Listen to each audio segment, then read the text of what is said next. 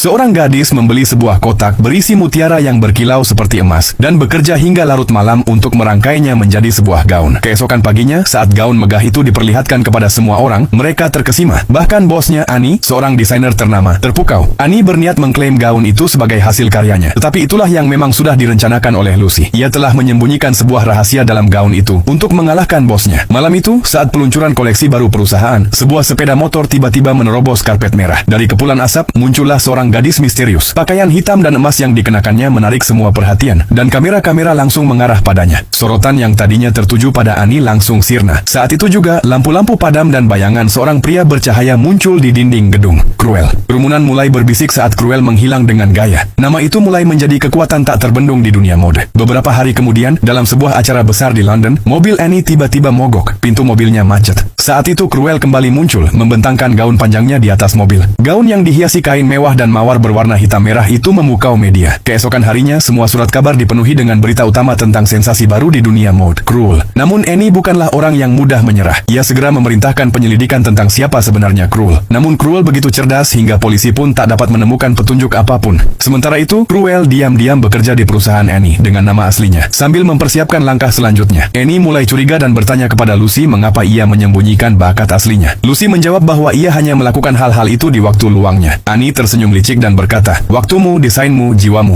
semuanya milikku. Sepertinya aku telah menemukan mahakarya baru." Pada peragaan busana minggu berikutnya, Annie tampil mengenakan gaun yang sama seperti yang pernah dirancang oleh Cruel. Namun tepat saat itu, sebuah truk sampah berhenti di luar. Tutupnya terbuka dan tumpukan pakaian jatuh ke tanah. Tiba-tiba, Cruel muncul dari balik tumpukan dengan senyum elegan. Ia naik ke atas truk, dan saat truk itu melaju, orang-orang menyadari bahwa tumpukan pakaian itu sebenarnya adalah gaun sepanjang 15 meter, dengan Cruel berdiri di atasnya sambil tertawa. Kamera-kamera terus berbunyi, sementara panitia acara terlihat geram. Penjualan rumah mode milik Annie pun anjlok drastis. Kini Annie ingin Cruel ditangkap, tetapi tidak ada hukum yang bisa menjeratnya. Frustrasi Annie mengandalkan harapannya pada malam mode paling bergengsi dalam setahun. Yakin bahwa gaun emas megahnya akan mengembalikan reputasinya. Tapi Cruel telah merancang rencana lain. Ia memberi isyarat kepada rekannya untuk menyusup ke rumah mode, dan sengaja meninggalkan beberapa petunjuk tentang pencurian. Annie, yang makin waspada, mengunci semua gaunnya di dalam sebuah brankas. Tetapi itulah yang justru diinginkan oleh Cruel. Pada hari peragaan, saat brankas dibuka, ribuan serangga beterbangan keluar. Kepanikan pun terjadi, dan orang-orang berlarian ketakutan. Gaun-gaun mewah Annie hancur total. Mutiara-mutiara emas itu ternyata adalah telur serangga yang menetas dalam lingkungan aman di dalam brankas. Dengan langkah terakhir itu, Cruel berhasil menghancurkan Annie sepenuhnya.